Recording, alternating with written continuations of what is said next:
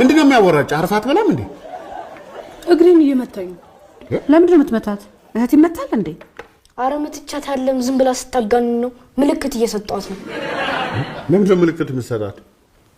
ልናገር ወይስ ሲጠይቁሽን ታረጋለሽ? ምንድነው እሱ? የኔ ትሩዝ ኦርደር እየተጫወተን የነገርኩትን እውነት ሰብስቦ ለእናንተ ሊናገር። ጎበዝ የኔ ንገረን። ተው እንጂ በስዬ ልጁን አታበላሽው። ዝም በለው እሺ። የኔ ጨዋታ ላይ ያወራችሁት ነገር ጨዋታ ነው።